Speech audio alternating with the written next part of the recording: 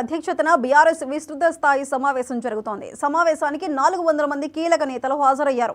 BRS silver Jubilee వేడుకలు నిర్వహించే యోచనలో బీఆర్ఎస్ ఉన్నట్లు తెలుస్తోంది.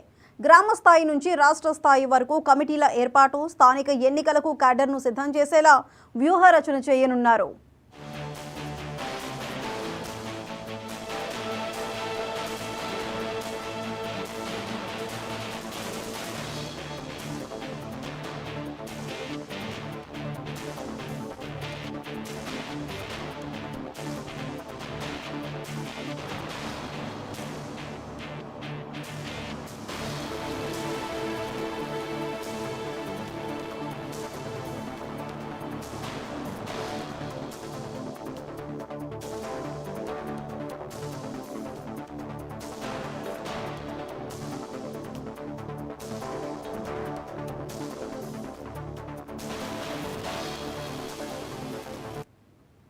తెలంగాణ భవన్లో కేసీఆర్ అధ్యక్షతన బీఆర్ఎస్ విస్తృత స్థాయి సమావేశం జరుగుతోంది. సమావేశానికి 400 మంది కీలక నేతలు హాజరయ్యారు.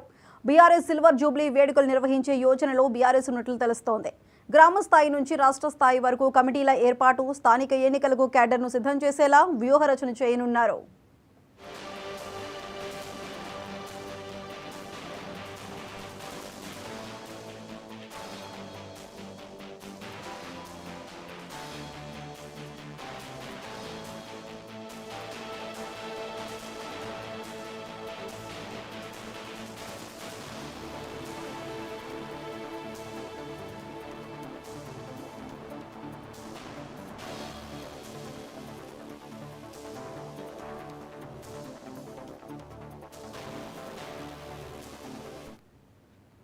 తెలంగాణ భవన్లో కేసీఆర్ అధ్యక్షతన బీఆర్ఎస్ విస్తృత స్థాయి సమావేశం జరుగుతుంది. అయితే ఈ సమావేశానికి సంబంధించి పూర్తి అప్డేట్స్ మా ఇన్పుట్ ఎడిటర్ నవీన్ అందిస్తారు.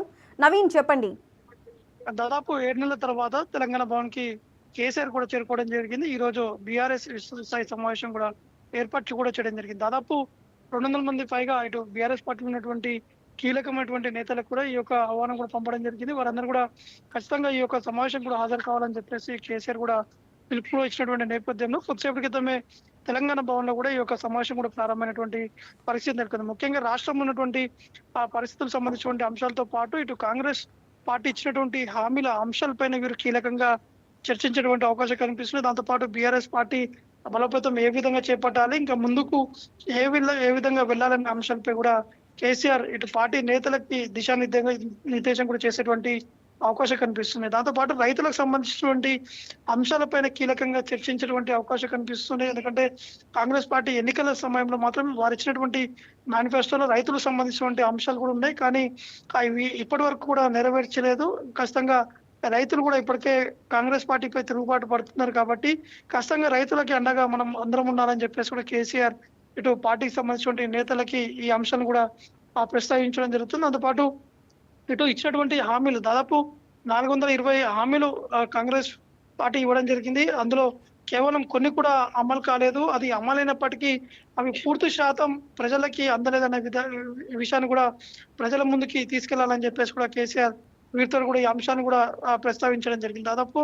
దాంతో పాటు ఇటు బీఆర్ఎస్ పార్టీ ఏర్పడి 25 సంవత్సరాలు పూర్తి చేసుకున్నటువంటి నేపథ్యంలో ఇటు సిల్వర్ జూబ్లీ వేడుకలు ఘనంగా నిర్వహించాలని చెప్పేసి కూడా కేసీఆర్ ఈ ఆలోచన కూడా చెప్పడం జరిగింది. కాబట్టి దీనికి సంబంధించినటువంటి ఏర్పాట్లు ఏ విధంగా చేపట్టాలి, దాంతో పాటు పార్టీ స్థాపన దినోత్సవం ఏప్రిల్ 27న ప్రతినిధుల సభ నిర్వహించేందుకు వీరు ఆలోచన కూడా చేస్తున్నట్టు కూడా తెలుస్తుంది. కాబట్టి ఇవన్నీ అంశాలపైనే కేసీఆర్ ఈ పార్టీకి సంబంధించిన నేతలతోటి చర్చిస్తున్నారు. దాంతో పాటు ఏ విధంగా ముందుకు వెళ్ళాలి, ఇటు పార్టీ క్యాడర్ కి ఇచ్చేటువంటి శిక్షణ కావచ్చు, వారు కొన్ని ప్రత్యేకమైనటువంటి షెడ్యూల్ కూడా కేసీఆర్ కూడా ప్రకటించేటువంటి అవకాశం కనిపిస్తున్నాయి.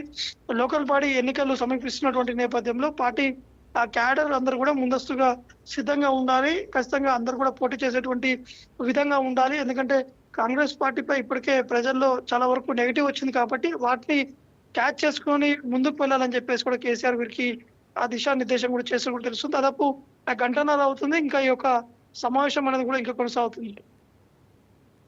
Right Naveen, thank you.